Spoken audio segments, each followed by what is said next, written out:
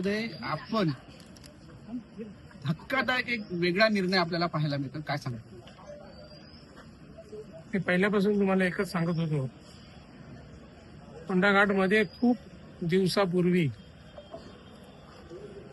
माझ्या उमेदवारीची डिक्लेअर केली होती आमदारांनी, आमच्या पालकमंत्र्यांनी.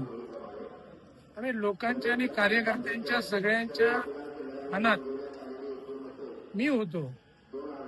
त्याच्यामुळे शेवटच्या क्षणी बदलून त्याचा काय उपयोग होणार नव्हता. त्यामुळे लोकांनी ही निवडणूक आणि माझ्या कार्यकर्त्यांनी स्वतःच्या ताब्यात घेतली होती. त्याच्यामुळे मी जिंकणार आहे. मी तेव्हाच सांगितलं होतं की ही इलेक्शन माझी लोकांनी ताब्यात घेतली आहे, माझ्या कार्यकर्त्यांनी ताब्यात घेतली आहे. मी मात्र नाममात्र आहे, त्यामुळे मी जिंकणार हे नक्की होतं.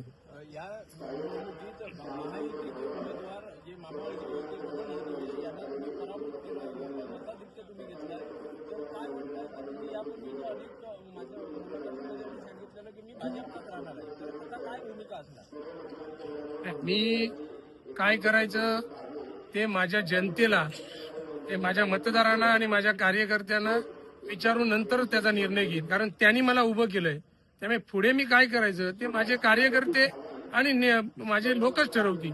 त्याच्यानंतरच मी निर्णय घेईन.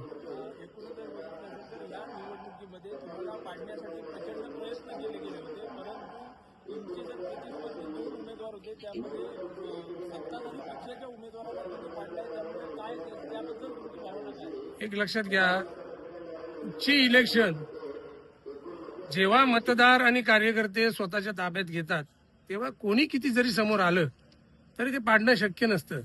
त्याच्यामुळे मी तुम्हाला वारंवार तेच सांगत होतो की ही माझी इलेक्शन मी नाही लढत आहे, तर माझी लोक लढतायत, माझे कार्यकर्ते लढतायत. त्याच्यामुळे पाडणं बिडणं हे शक्यच नव्हतं. मी तेव्हाच सांगितलं होतं माझा विजय नक्की आहे. निवडणुकीच्या प्रचारादरम्यान सुद्धा तुम्ही सांगितलं होतं की माझं तिकीट का कापलं गेलं, माझ्यावर अन्याय का केला गेला. हे तुम्हाला सापडलं काय? तुम्हाला आतापर्यंत काय सापडले काय? मला अजून नाही सापडले. त्याच अन्यायाला हे उत्तर जनतेने दिलं. हो, 100%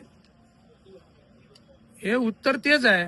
मी वारंवार तेच सांगतो की मला का तिकीट नाकारण्यात आलं ते मला अजूनही माहिती नाही. मी तुम्हाला तेच सांगितलं, तुम्हाला कुठे कळलं तर सांगा. त्या विजयाचं श्रेय कोणाला देणार? माझ्या अर्थातच माझ्या मतदारांना आणि माझ्या कार्यकर्त्यांना. एकंदरीत या मतदारसंघामध्ये मोठी चुरस पाहायला मिळाली. पहिल्यापासून लोऱ्यामध्ये देखील आपण आघाडी घेतली, नंतर कोंड्यामध्ये मोठी आघाडी घेतली. म्हणजे मी तेच सांगतो, 2 ठिकाणीच फक्त 2 बूथवर मी मायनस आहे. म्हणजे 15पैकी 13 बूथवर मी प्लस आहे. 2च बूथ फक्त मला मायनस आहे. त्याच्यामुळे मी तुम्हाला तेच सांगत होतो, पहिल्यानंतर सांगत होतो की ही लोकांनी ताब्यात घेतलेली इलेक्शन होती. त्यामुळे लोकांनी एकदा ताब्यात घेतलं की काही होऊ शकत नाही. किती पैसे वाटले आणि किती काय केलं तरी त्याचं काही होऊ शकत नाही. खूप पैसे वाटले, तुम्हाला माहिती कळली असेल बातमी. पण पैसे वाटून जिंकता येत नाही हे कणकवलीनंतर फोंड्याने परत दाखवलं. कामाचं पहिलं विजन, हो 100%. कामाचं विजन काय असणार पहिलं तुमचं? मी ते परत जिल्हा परिषदच्या माध्यमातून येणारा जो निधी आहे तो मी माझ्या ह्या विभागासाठी जास्तीत जास्त खाता येईल. हे सर्वात महत्वाचं आरोग्य, पाणी, रस्ते हे तर आहेच. आणि बाकी सुद्धा बरेच विजन आहेत माझे. कधीतरी सवडीनं सांगेन तुम्हाला. खूप माझ्या मनात सगळे विजन आहेत. 100% असते तुम्हाला कळतीलच. 100% भाजपचेच कार्यकर्ते आहेत ना. माझ्याबरोबर काम करणारे अजून कोण नाही, भाजपचेच कार्यकर्ते आहेत. माझ्याबरोबर इतक्या वर्ष काम करणारे सगळे कार्यकर्ते आहेत. त्याच्यामुळे वेगळे आणि कोण नाही, तेच आहेत.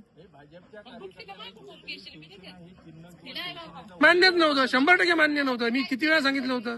तुम्ही परत भाजपमध्ये एक करणार? नाही, मी सांगितलं ना, मी माझ्या कार्यकर्त्यांना आणि लोकांना जे लोक ठरवतील, जे कार्यकर्ते ठरवतील तेच निर्णय घेईन. कारण मला त्यांनी उभं केलंय.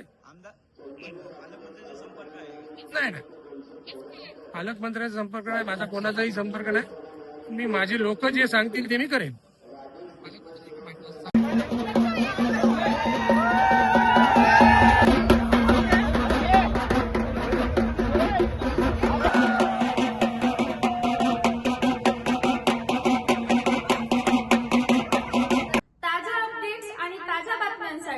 कोकण एक्सप्रेस डिजिटल न्यूज चॅनलला सबस्क्राईब करा, लाईक करा, कमेंट करा आणि शेअर करा.